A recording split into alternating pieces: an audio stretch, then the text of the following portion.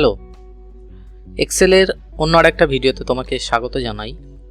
দেখো, এইখানে ডে 1 থেকে ডে 5 এর একটা ডেটা আছে এবং মান্থ, এটা ধরো একটা মান্থের ডেটা, এটা একটা মান্থের ডেটা। এইখানে দেখো যে ডে 1 ডেটা আছে সেটা যোগ করে এখানে লিখতে হবে, এটা যেটা আছে সেটা যোগ করে এখানে লিখতে হবে।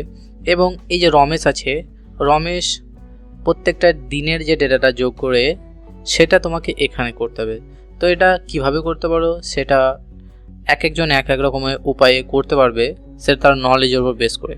অর্থাৎ তুমি জাস্ট যোগ করতে পারো কিভাবে না, এইভাবে যোগ করবে, ইকুয়ালস টু করবে, দেন এইটা প্লাস করবে, এটা সিলেক্ট করার পরে প্লাস দেবে, তারপরে এই সেলটা সিলেক্ট করবে, তারপরে আবার প্লাস করবে, তারপরে আবার এই সেলটা সিলেক্ট করবে, তারপরে আবার প্লাস করবে, তারপরে এই সেলটা সিলেক্ট করবে, আবার প্লাস করবে, এই সেলটা সিলেক্ট করবে, দেন ইকুয়াল টু করবে, দেখলে এখানে যোগ চলে এসছে।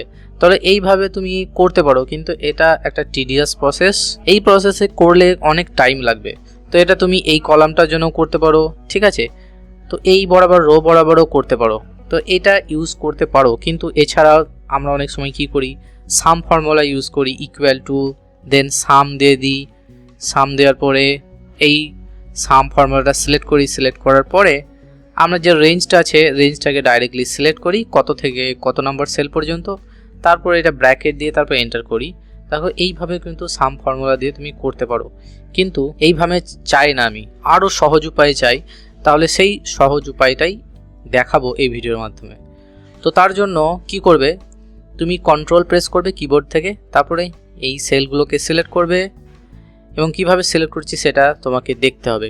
তারপরে এই বরাবর তুমি সিলেক্ট করলে, তারপর এটাকেও তুমি সিলেক্ট করলে, এটাকেও সিলেক্ট করলে, তারপরে তুমি যদি অল্ট ইকুয়াল টু সাইন দুটোকে একসঙ্গে প্রেস করতে হবে।